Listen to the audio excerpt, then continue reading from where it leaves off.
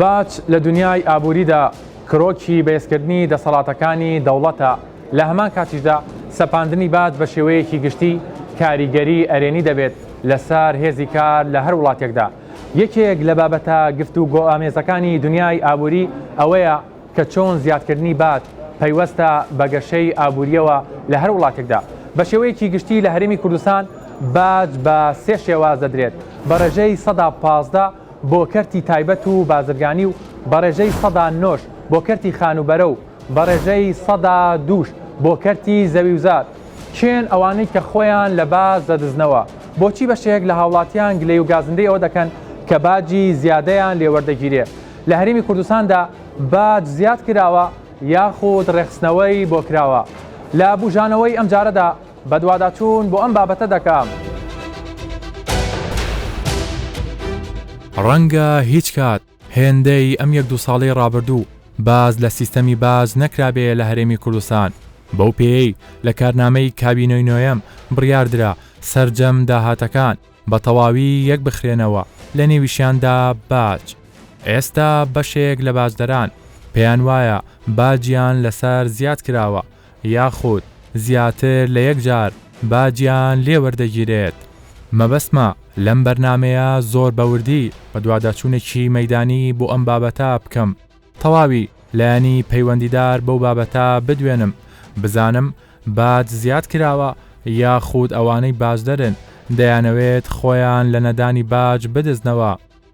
خاوەنی کۆمپانیا و بازرگانەکان چی دەڵێن لەسەر سیستەمی باج لە هەرێمی کوردستاندا؟ بۆچی خاوەن کۆمپانیەکان لە هەرێمی کوردستان دەیانەوێت پارێکی زۆر باشیان دەستکەوێت بەڵام باجێکی کەم بدەن بە حکومەت، یا بە شێوازێکی تر بڵێم بە شێوازێک خۆتزیینەوە لە باج؟ بۆچی ئێوە کۆمپانیەکان ئەمانە دەکەن بە شێوەیەکی گشتی؟ ئەگەر دیقەت دەین لەوانەیە نزیکەی سەروی 10,000 کۆمپانیا هەتا 14,000 کۆمپانیامان هەیە ئەمە کە ئیش دەکەن و ناویان هەیە فایلیان هەیە. بەس لە هەمان کاتدا تەماشا دەکەینێ مۆزەفمان کەمە. حکومەت پێویستە ینی ڕێژەکی دامەزراندن کە لەو شوێنانی ئیش پێ نەک کە دامەزراندن بە یەکجاری ڕاگیرە. تەمان مۆزەفمان پێویستە بەڕاستی ئەمە وەکو کە سەردانی بەڕێوەبەرایەتیەکان دەکەین، سەردانی ئەو شوێنانە دەکەین بڵین کە باج و بڵین ئەومان لەوێ ئیشوکارەکانمان لەوێ تەماشا دەکەینێ مۆزەف کەمە. ینی هەز دەکەی یەک لە نەواقس ئەوەیە کە نەبوونی مۆزەفی تەواو وای کردیە نەتوانرێ وەکو پێویست پشکنین لەگەر ئەو کۆمپانیانە بکرێ کە داتای هەڵە دەدەنە حکوومەت. کێشەی ئێوە چییە لە ڕووی بازدانە وەکو کۆمپانیاکان؟ یەک لە کێشەکانمان بەڕاستی کاکە دیاری ئەمە 4-5 نەوع زەری بەمان لێ وەردەگیرێ. باشە. یەک لەوانە مەسەنەن لە گومرجی کە لە ناو مەنەفێستەکەی باجێکەیە تەماشایکەن نووسراە باجی ئەوە باجە، ینی هەر خودی گومرگەکە بەشێکە لە باج. زۆر باش. ئەو جارە دێەوە مەسەنە من مەقڕی شەریکەم لێرانەیە، دێ لێرانەش لە مەقڕی شەریکەی کە ساڵانە دەچم دیسان باجێشتم لێ وەردەگیرێ. کۆگایەکمەیەکە و کەلوپەلانەی لە گومرگمدایە هێنایتم لە کۆگایەکەم کۆگام کردیا کاتێک کەشفی زەریبەی دێ کەشفی کۆگایەکەی دەکات دیسان لەوێن دەرێژ زەریبەی شکەم لێ وەردەگریا لە ساس کۆگایەکەم پڕە و تەژیە. سەرڕایەوەی دیسانێ باجێشت کەشمانەیە باجی نەشات، ینی لە ئیشوکارەکەش مەسەنن میزانیە ساڵانە داوای میزانیەمان لێ دەکات کە میزانیەی تەقدیم دەکەی ئەوجا ئەلێرێ فێڵەکە یان خۆتزیینەوە کە دەست پێ دەکاتن. ئەمن مەجبورم کە باجێکم لەوێدا و باجێکم لەوێدا لە بنە هەم باجەی نایەمە دەرێ مەجبورم داتای هەڵە بدەم، مەجبورم یان فێڵ لە خۆشم و لە ئیشەکەشم بکەم. زۆر باشە. مەسەڵەن بەڕێوەبەرایەتی گشتی باج دەڵێ ئەوەی کێمە لە دەواازە سنووریەکان باجی لێ وەردەگرین، وەسڵێکیان پێ دەدەین، پسۆڵەیەکیان پێ دەدەین. ئەگەر ئەوان ئەو پسوڵانە بخەنە ناو فایلەکانی خۆیانەوە ئێمە هیچ کێشەیەکمانی ئامادەنین باجیان لێ وەربگرین. هەندێک جار کەم تەرخەمی لە بەشێک لە خاوەن کۆمپانیاکانەیە. لێرەدا هەرچەندە لەوانەیە زەرەری خۆشمان بی بەڵام گومرگەکان یەک نین. ینی ئەمن وەکو هاوڵاتیەک کە لە ئیبراهیم خەلیل باجێک دەدەم، لە باشماق جۆرە بازێشکە دەدەم، لە قەسر جۆرە بازێشکە دەدەم، هەمووشی لە چوارچەوە یەک نەخشە یەک وڵاتدایە. ئەمە ئەگەر نمونەیەکی بەسیتت بدەمێ ساڵی پار لە یەک قامیۆن لە یەک لۆری کێبل لە یەک ترێلەی 25 تۆنی لە گومرجی ئیبراهیم خەلیل 16,000 دلارمان دەدا. بەڵام ئیدی بازرگان بە دوو ئالیەتی بەدیلدا دەگەڕێکەوە هەموو ڕێژە بازەی نێتە سەرێک کە دەیکرد نزیکی 16 داهاتە سەر خودی موادەکەی. پلانی بەدیل ئەوە بوو لە ڕێی گومرگەکانی دیکەوە بە 4500 دلار داخلی هەولێر دەکرا، بەڵام بەبێ پسوولە. لێ ئەمن لەوانەیە نەتوانم ئەو پسوولەیە بدەم.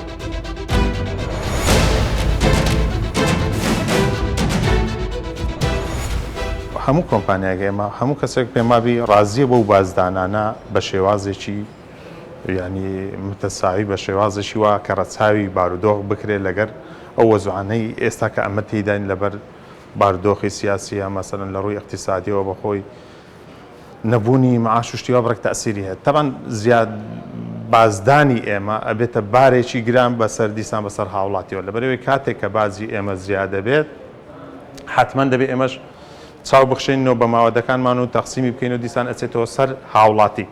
ئەمەش پێم وابی چاوخشانەوەیەک لەو وەزعیدا شتێکی باشە بتوانین چاوخشانەوەیەک بە بازەکاندا بکرێت بەڕێکەم بکرێتەوە لەسەر شەریکان بتوانین ئێمەش هەم بازەکانمان بدەین هەم نەبێتە بارێکی قرس بەسەر هاوڵاتیانەوە، چونکی ئەویش نەبوونی بودجە و گرانبوونی دۆلار بەرامبەر بە دینار و زیادکردنی بازی ئێمەش و یان ئەو بازانە وەکو خۆی کە لە سەرمانە بیدەین تەبەن دیسان بارگرانێکی قرس دەبێت بەسەر هاوڵاتیانەوە. ئەگەر تەماشاکی دەبینین کۆمپانیەکان ئێستا بەرەو زیادبوون نییە بگرە بەرەو کەمبوونەوەی لەبەرچی لەبەر زۆری هەیە باجەکەی پێنادرێت داهاتەکە کەم بووە لەوێەوە تەئسیری هەیە داهاتی ئامن کە داهاتی تازیرە لە شەریکاتە تەئسیری کردوتە کەس کەم بووە تەبەن بۆتە هۆی ئەوەی کە بارگرانێکە قورستر بێت شەریکان نەتوانێت بازشی بە بەردەوام بیدات لە کاتی خۆی بیدات تەبەن ئەوانە تەئسیری هەیە. یەکێکی دیکە لە بەشەکانی بات کەرتی خانوبەرەیە یاخود مڵکداریە ئەو کەسانەی کڕین و فرۆشتنی پێوە دەکەن یاخود دەیدەنەکرێ دەبێت ساڵانە باجی خۆیان بدەن. ئایا هیچ جیاوازیەک هەیە لەم کەرتە یاخود لێخۆشبوون هەیە یان دەبێت هەمووان پابند بن بە پێدانی باجەوە؟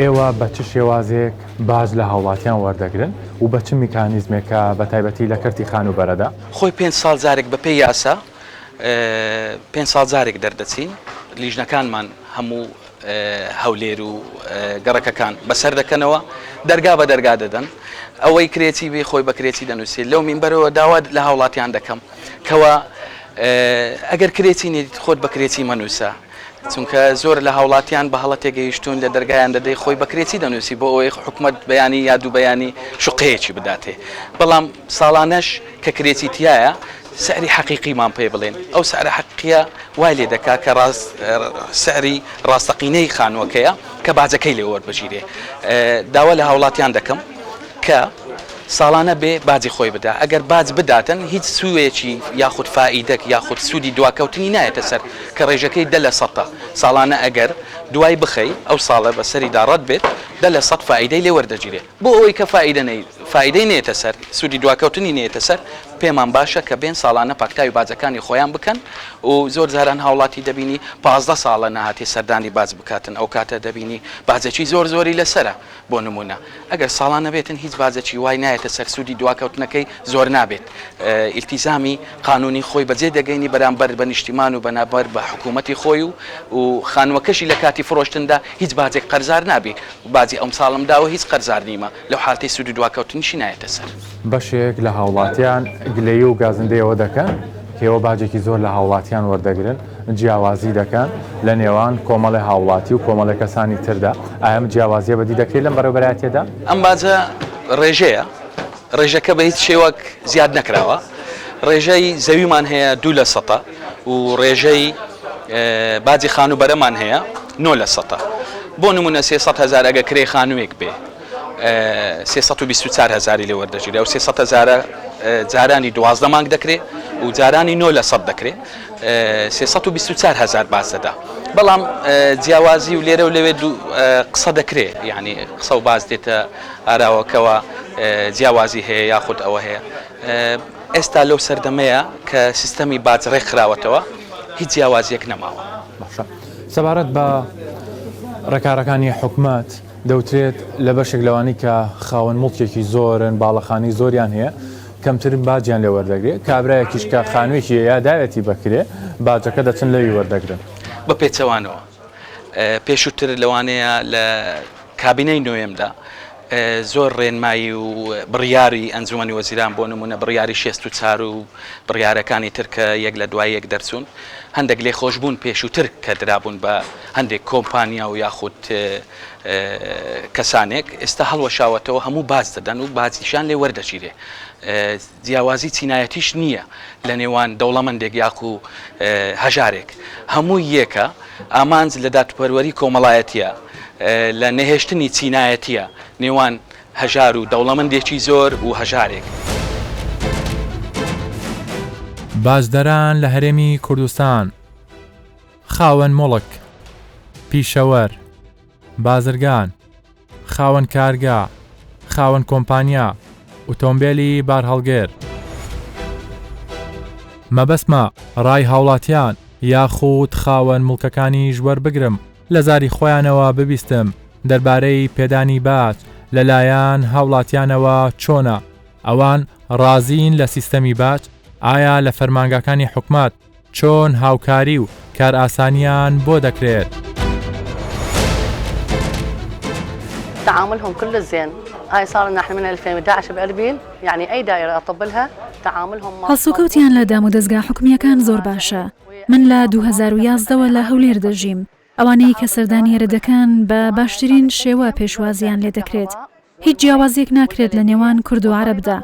من سەردانی بەڕێوەبەرەتی شارەوانی و ئاو و باجم کردووە هەموو ئیشەکانم لە ماوەی 3 ڕۆژدا تەواو کردووە. بەبێ ئەوەی پارێزەریش بگرم ئیشەکانم تەواو کردووە. لە فەرمانبەرەوە تا بەڕێوەبەر زۆر هاوکارن.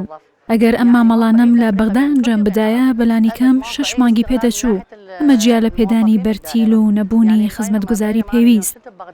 بۆیە جیاوازێکی زۆر هەیە لە نێوان فەرمانگەکانی هەرێم خوارو و ناوەڕاستی عێراق. بۆیە سپاس بۆ خوا لێرە هەموو کارەکان بە سیستمە و بەڕێکوپێکی ئەنجام دەدرێت. يرجع إلى حكومة كردستان اللي مسوية هذا النظام 100% والالتزام وشغلهم بإخلاص وبدقة وبترتيب.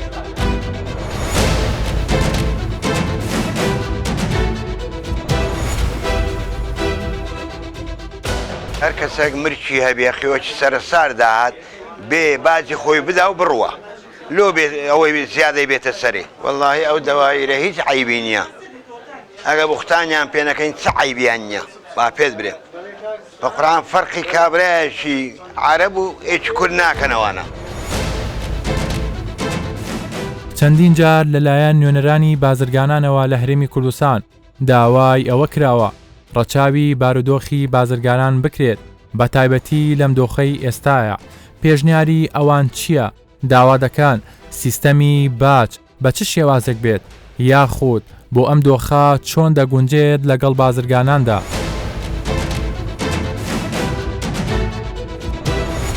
ئێوە وەکو نوێنەری بازرگانان و بەشێک لە خاوەنکاران ئەوانی کە باز دەدەن ڕۆژانە دێنە لای ئێوە چی دەڵێن دەربارەی سیستەمی باز لە هەرێمی کوردستاندا؟ ئێمە بە شێوەیەکی گشتی ئەگەر باسی باز بکەین بێگومان باز یاساییە بە یاسا کراوە و بە یاساش باز وەردەگیرێ وەکو وەرگرتنی باز لە هەموو وڵاتێک دەبێ باز لە کۆمپانیا و خاوەن کارگە و پرۆژەکان وەربگیرێ. بەڵام ئەوەی کە جێی گلەیی بازرگانانەوە جێی گلەیی ئێمەشە لە سیستەمی باج خەملاندنی باجە کە خەملاندنەکەی بە شێوەیەکی بەرچاو لە 1-2 ساڵی ڕابردوودا زیادی کرد. ئەوە بۆ بە شێوەیەکی مفاجئ بوو لە بۆ هەموو بازرگانان و خاوەن کۆمپانیەکان. ئەوەی ئێمە گلەییمان لێ هەیە لەو سیستەمی باج یاخود لە خەملاندەکەی ئەوەیە کە لە وڵاتان لە کاتێکدا باز زیاد دەکرێت یاخود خەملاندنی باز زیاد دەکرێت کە وەزعی ئابووری وڵاتەکە بەرەو باشی دەچێ و وەزعی ئابووری لە ئەوەی باشدایە لەو کاتەدا بۆ داهاتی حکوومەت و بۆ ڕێخستنی باج و بۆ کاروباری حکوومەت باز خەملاندنی باز لەسەر هەندێک کاڵایە لەسەر کۆمپانیا و پرۆژەکان زیاد دەکرێت و بە هەمان شێوە سوودی بانک زیاد دەکرێت ئەوە لە کاتی ئەوەی کە وەزعی ئابووری باش بێت لە هەمان کاتدا دەبێت میکانیزمێکی گونجاو هەبێ بۆ باجدان و بەو شێوە مفاجعەی کە دروست بوو لە کوردستان پێم وایە خەڵک لێی ناڕازیە و خەڵک بەڕاستی هیچ کۆڕ و کۆبوونەوەکی ئێمە نییە کە گلەی و گازاندەی بازرگانان لەلایەنی باجەوە لە ئێمە نەکرێت ئێمەش گلەیەکانمان مەجبورین بگەینینە.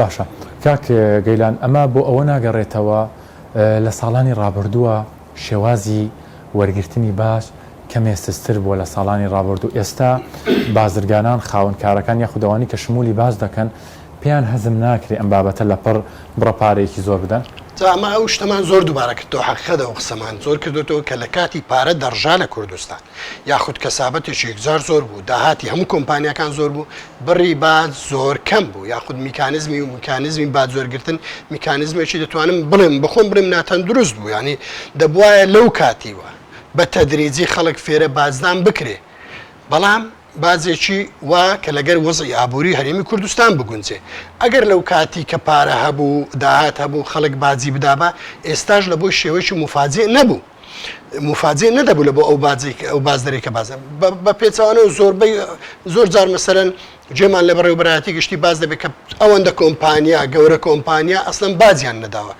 بێگومان سەپاندنی باج بەسەر ئەو کۆمپانیانە شتێکی یاساییەوە دەبێت لیان وەربژرێ بۆچی نەیدەن بەڵام دەبێ ئەویش حد و حدودی خۆی بێ بە شێوەیەکی یاسایی بێ و خەملاندنەکە گونجاو بێ لەگەر باری ئابووری هەرێمی کوردستان. جموجۆڵی بازدەران لە ساڵی 2020دا لە هەرێمی کوردستاندا ژمارەی دۆسیە 357,885 تۆمارکردن 3058 بازدەر 19,713 لێبوردن لە باج 6,097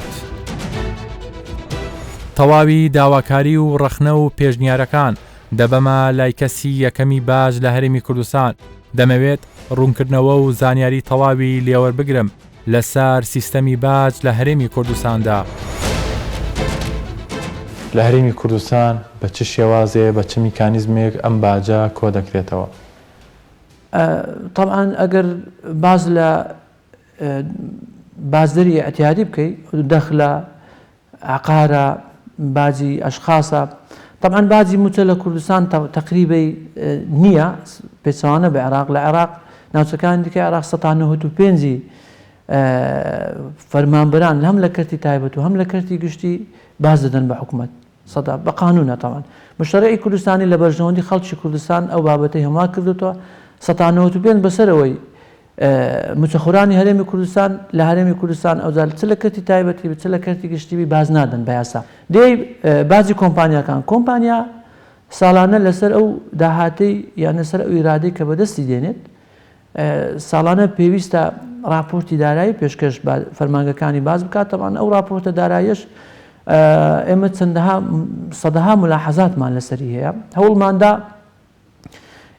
کاری هەر لە پێشینەمان ڕێخستنەوەی راپۆرتی دارایی ئەو کۆمپانیانە بێت پرۆسەی دروستکردنی ئەو راپۆرتە دارایانە پرۆسەی زۆر تەقلیدی کۆنا تەبەنی نەکراوە لەسەر مەعایری زانستی و لەسەر داهتا و زانیاری دروست بەداخەوە زۆربەی هەرە زۆری ئەو کۆمپانیانە بەناڕاست بە ساختە ئەو راپۆرتە دارایانی دروست دەکەن کۆمپانیا هەیە لە بیدایەتی کە دروست بووە تا ئێستاشی لەگەڵدابی بەردەوام بە لەسەر ئەوەی کە هەموو ساڵی زەرری کردووە ئێمە دەپرسین ئەگەر کۆمپانیایەک کیانێکی مالی ئیداری قانونی هەبێت 10 ساڵ لەسەرێک زەرری کرد چۆن توانی بمێنێتەوە چۆن توانی ئیدامە بەکارەکانی تیجاری خۆی بدات بەڕاستی ئەوە جێ پرسیارە و ئەو مخالفەیە لەگەڵ عەقڵ و لەگەڵ منطق و لەگەڵ هەموو پێوەر و مەعایرە ئیداری و قانونیەکانی دینە کەواتە کە دێی ئەوە بابەتێکی جدی ئێمە هەوڵماندا و ڕێژی بخەینەوە بەشێک لە بازرگانان گلەی ئەوە دەکەن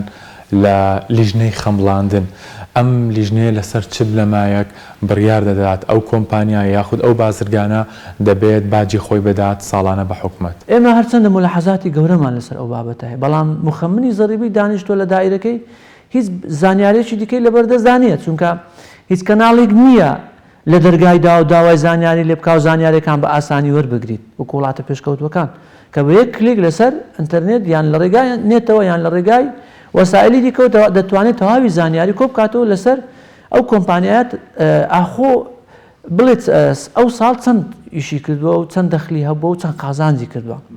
بەڵام لەبەرەوەی لە وڵاتی ما دیسانەکە دەڵێن ئەو بابەتانە بە سیستەم نەکراون، یان ئەگەر سیستەمیش بە سیستەمەکە کەم و کوڕی زۆر زۆری تێدا هەیە، پێویستی بە ئیعادە نەزەر و چاکسازی و دانانی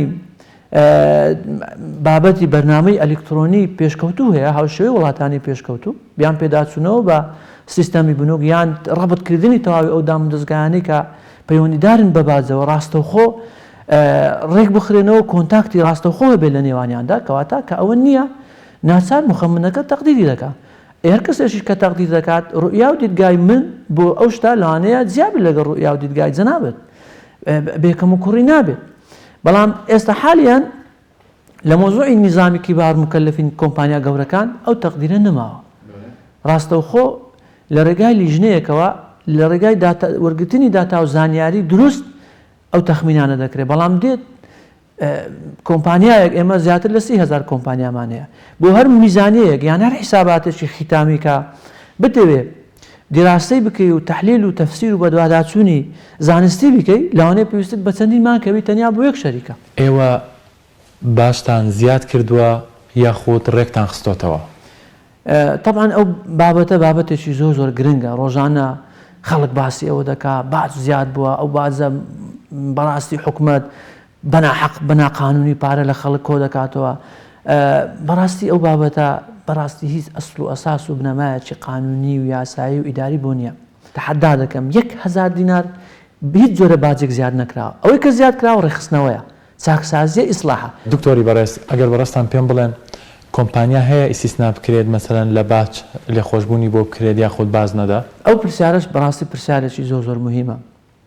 لەوانەیە خەڵکێکە بێت بڵێ وەڵا باج لە کۆمپانیا گەورەکان وەرناگیرێ و لە خەڵکی فەقیر و یان ئەوەی مەشروعێکی تازەی داناوە یان ئەسڵەن جارێ کۆمپانیا کە تازە دادەمەزرێت لەڕی ئێمە زۆر زۆر هاوکاری ئەو کۆمپانیانە دەکەین بۆ ئەوەی بکەونە سەر ڕێزکە و سەر پێگەی خۆیان و بۆ ئەوەی بتوانن قازانج بکەن، بۆ ئەوەی بتوانن قازانج بکەن.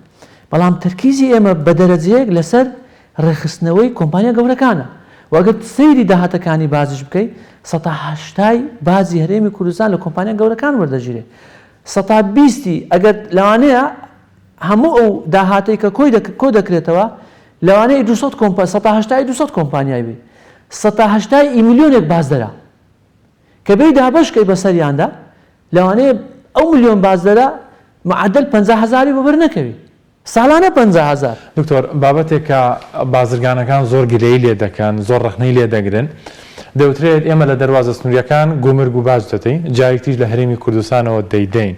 ئەمە چۆنە؟ یان ئێمە دەبێت لە هەرێمێکە لە وڵاتێکا دووجار باج لە کاڵایەک بەرهەمێک یاخود لە بازرگانێک وەربگیرێت؟ هەر کاڵایەک کە بازی لەسەر وەرگیرابی ئێمە تەعمیمیشمان کرد جارێکی دی لەسەر ئەو کاڵایە باز وەرناگیرێتەوە، بەڵام پێویستە ئەو تاجرەی کە ئەو کاڵایی داخلی هەرێمی کوردستانی عێراق کردووە ئەو پستولیان ئەو وەسڵی کە بازی لەسەرداوە پێویستە جارێ ئەو وەسڵە بزر نەکات، جارێکی تر بیدا بە دامنوزگەکانی باز لە هەرێمی کوردستان لە کاتی پێشکەشکردنی میزانیان محاسب قانونیەکە بۆ ئەوی تەنزیم بکرێت کە لەسەر ئەو کاڵایە ئەو شتومەکانەی کە هێناوێتی چکە شەریکە هەیە تەنیا یەک ئیشی نییە، بەدەیان ئیشی هەیە. بەڵام لەسەر بابەتی تیزارەت بازرگانیکردن بەو کاڵایە بۆ شتومەکە جارێککە باجی لێوە ناگرێتەوە دڵنیا خەڵکی کوردستان تەرخەمی لە بازرگانەکە خۆش کەم تەرخەمی لەوە حیساباتەکەی تەواو بابەتێک هەتا ئێستا نازانیت چەند کاڵای هێناوە بەداخەوە هەندێکیان هەمویان نا هەندێک لەوانە حیساباتیان مەزبوط بی، بەڵام بەشێکیان حیساباتیان مەزبوط نیە تاوان کە ئەو بازە ئەو پسو لە 37 دەلفەکە بازەکەی لەسەردا هەرێکسە دەیگەڕێنی. ئێستا ئەوەی ئامانجی حکومەتە ڕێخستنەوەی تەواوی داهاتەکانی ناوخۆیە و لە نێویشاندا سیستەمی باج و جیاوازی نەکرێت لە نێوان هیچ کەسێکدا هەمووان بە پێی یاسا دەبێت باجی خۆیان بدەن. لە بەرامبەر پێدانی باز لەلایەن هاوڵاتیانەوە کۆمەڵێ پرۆژەی خزمەتگوزاری بە کوالێتێکی بەرز دەکەوێتە ئەستۆی حکومەت بۆ ئەوەی هاوڵاتیان لەوە دڵنیابن ئەو پارەی کە دەیدان بە فیرۆ ناچێت و دەگەڕێتەوە بۆ خەزێنەی حکومەت و لەبێشەوە بۆ خەرجکردنی کۆمەڵێ پرۆژە لەوانە پەروەردە و تەندروستی و ڕێگاوبان و ژینگە ئەماش لە پێناو باشترکردن و بەرەو پێشچوونی وڵاتدا.